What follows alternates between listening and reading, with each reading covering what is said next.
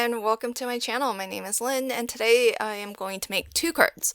My first card is going to be a tunnel card or an inverted pyramid card, and to get started I am actually going to make a 6x6 card and use this full 6x6 papers from the Not Too Shabby Shop January subscription box of the month. And that way I can really maximize, because these papers are just so gorgeous. So that was one of the reasons for choosing to make a 6x6 card. My second card will be a 4x6 card, and I'm actually going to use the hearts that I'm die cutting right now on the second card. Because for the first card, what I want to use is actually the aperture, the negative space, to create my tunnel. And for my third pattern, I am just going to use a bit of scrap that's actually left over from a previous card I created. Now, if you wanted to use full sheets, you could definitely do that, and that would maybe make lining everything up and adhering things down a bit easier. But these papers are so pretty that because the middle and the backmost layers, they're gonna mostly get covered up anyways, I am just going to use scraps and cut them down so that I can really save as much of that paper as possible. But if you want to make the assembly of this easier on yourself, then you could use 3 full sheets of 6x6 and line them all up and die cut hearts out of the center. And I'm just using smaller and smaller hearts. You can do as many tunnels as you'd like. I am just going to stick with 3 patterns. And what I'm doing is, from the top, I am temporarily taping them all together so that it is all lined up. And then as I glue these down onto my card base, I'm only applying adhesive to 1 layer at a time. So just now I only put glue on that bottommost layer. And then now I'll apply adhesive to the middle layer, the purple glitter cardstock. But for this middle layer and for the top layer, I actually want to lift them a little bit with some foam. And that way it really helps to kind of get that tunnel effect of the apertures getting more and more narrowed and more focused into the center. I'm using a low profile foam, which is about 1 to 1.5 millimeter thick, so that when I double this up, it won't be overly thick as a card. So this will still ship for a single stamp. And if you do ship this in a 6x6 envelope, you will have to put a non-machinable stamp. But if you want, you could actually just make or buy a larger envelope, like a 6x8 envelope, and put it into that, because it just needs to be rectangular to send for the cost of a forever stamp. So that's one way around sending square cards. If you don't mind just putting it into a larger envelope, that would save you a bit on shipping.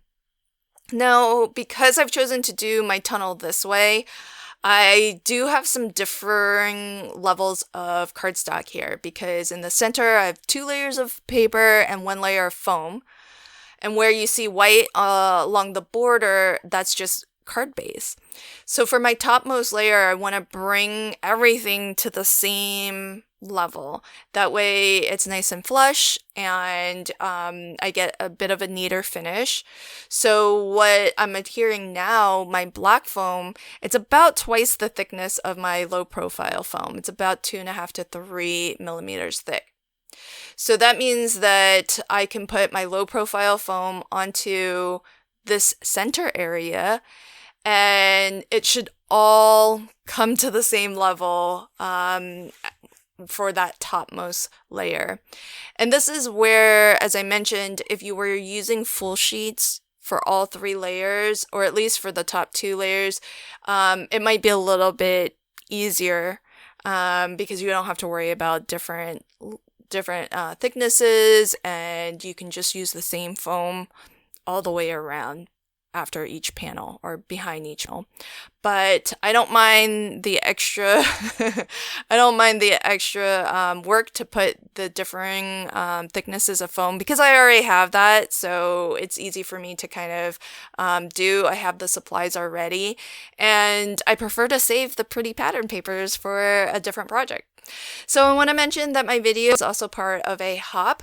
Some of my teammates on design team are getting together to come together on this hop so that you can kind of meet us all. Some of us are video content creators, some of us are bloggers, so you actually might see a mix of links going out to other videos here on YouTube, and quite possibly links going out to different blogs.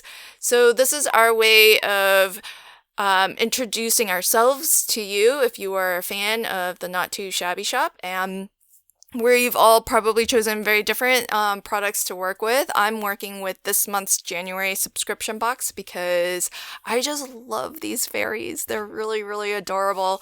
And in particular, I love this paper pad. I just cannot stop crafting with it. And for my card today, I'm going to finish it up with some ephemera. But be sure to hop around. You can just click on the hashtag N2S 2024 Meet the Team, and that should bring up all the videos here on YouTube, but do expand the description box below because there may be links to blogs, and that's where you can find those links, and as well direct links to all of the videos here on YouTube. So lots of different ways to find all of the other designers on this hop.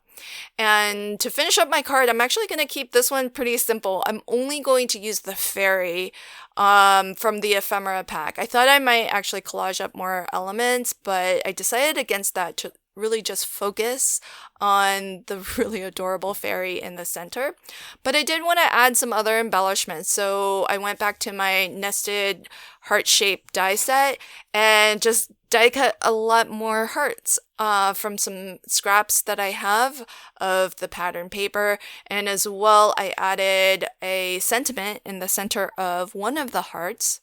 That sentiment comes from one of the 3 4x6 stamp sets that does come in this month's subscription box. So that's it for my first card. Now on to my bonus card. So for the bonus card, I'm starting with another pattern paper for my 4x6 card. This one has a really nice kind of an ombre where it's white in the center, and then there's a very subtle pink sparkly background gradient to the top and the bottom. And I thought that would be a great backdrop to kind of do this cascade of hearts. And it's just the hearts that I cut out from my first card that I set aside earlier. And as well, I had a bit of that leftover pattern paper, the blue one, and it was just enough to cut another even smaller heart to kind of mimic really the inverse of my first card. But I'm doing the same thing of choosing a sentiment and stamping that into the center of a white heart. And I believe both of these do come from differing stamp sets that come included this month. There are lots of sentiments to choose from among all 3 stamp sets, and they coordinate really, really beautifully with the theme of this month's magical subscription box. So here's a final close-up look at the 2 cards that I created today. I hope you enjoy my video today, and if you did, please consider subscribing to my channel, and I do hope that you'll hop along and check out my teammates' videos and or blog posts. Links to everything will be in the description box below. Thanks again, and until next time, happy crafting and have a fabulous day. Bye!